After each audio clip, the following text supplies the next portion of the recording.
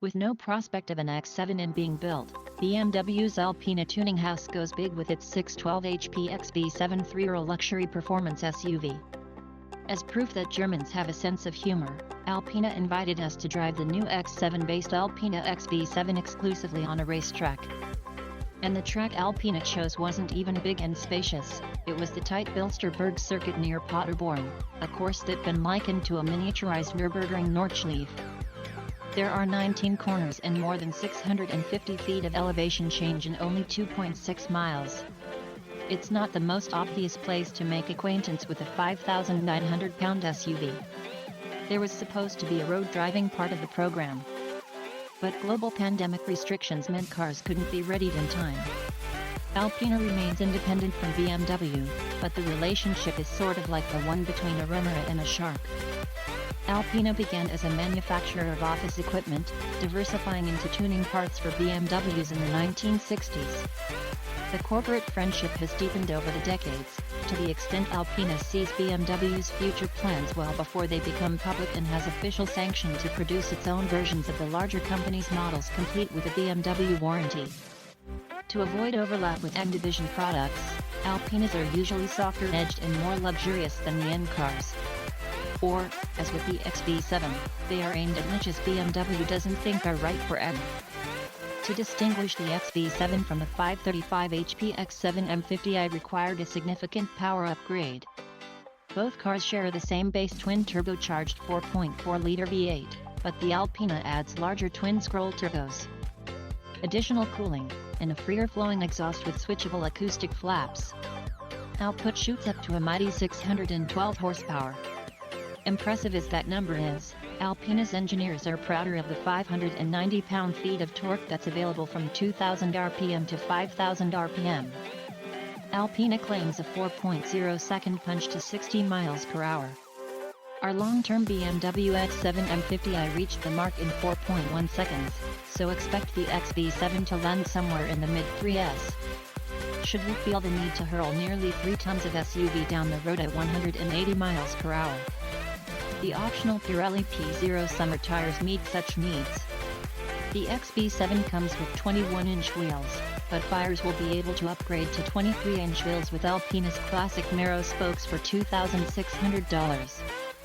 Considering its $142,295 price, the XB7 is a subtle beast, certainly when compared to showier 7-seat ultra-luxe SUVs like the 3-row Bentley Bentayga and both AMG and Maybach variants of the Mercedes GLS.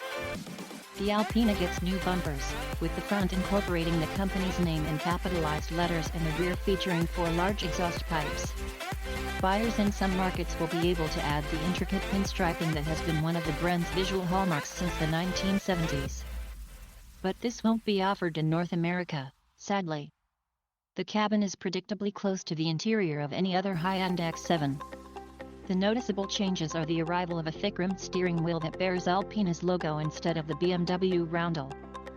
Alpina branding on the circular iDrive controller and digital instrument pack, a plate giving the car's number on the center console, and a smattering of other Alpina logos. Buyers will be able to choose between a 6-seat layout with second-row captain chairs or a bench and room for 7 passengers. Beyond the special bits, the cabin is, of course, as spacious and comfortable as any other X7. On the tight track, the big SUV is every bit as quick as its official numbers claim. Bilsterberg's modest straights are devoured to the beat of a muscular V8 soundtrack. But the combination of huge torque and a smart shifting 8-speed automatic transmission means there's no need to work the engine to 6,500 rpm to experience uncomfortable levels of acceleration. The Alpina also corners well for something so big and heavy, turning keenly, fighting its way to apexes, and finding impeccable traction even in tighter bends. A number of dynamic aids work to make this assault on physics seem effortless. There's an active anti-roll system in rear axle steering to sharpen low-speed responses. But from the lofty perch of the driver's seat, it all felt stable, secure, and calm. The XB7 standard air springs drop it by 0.8-inch in sport mode, with Sport Plus taking it another 0.8-inch closer to the ground. It automatically drops the full 1.6 inches at speeds above 155 miles per hour, regardless of the mode it is in. Even as low as it will go and with the dampers in their firmest setting, the ride remains compliant in Sport Plus, a point proved by some strategic use of Bilsterburn's serrated curbing. Alpina models have always prioritized comfort and high-speed stability over the rock-hard suspension German automakers often associate with sporting aspirations, and although we will need to get the XB7 on road to confirm, we suspect it will cope well with the real world. One thing Bilsterberg did demonstrate, to little surprise, is that the XB7's brakes struggle with racetrack use. Despite being fitted with the optional upgrade of drilled rotors and higher performance pads, and having to follow a pace car, our XB7's brakes were clearly suffering at the end of the stint on track. The pedals stayed firm, but stopping distances began creeping up and pungent smells started entering the cabin. It's an issue we suspect very few owners are likely to encounter under everyday use.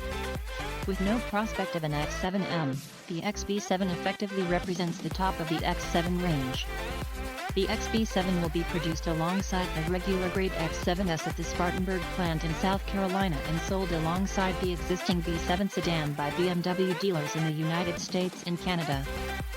Few will have actual need of the increase in performance over the already potent M50i version, yet the $28,000 supplement doesn't look outrageous for the extra urge, top dog status, and exclusivity of the Alpina badge.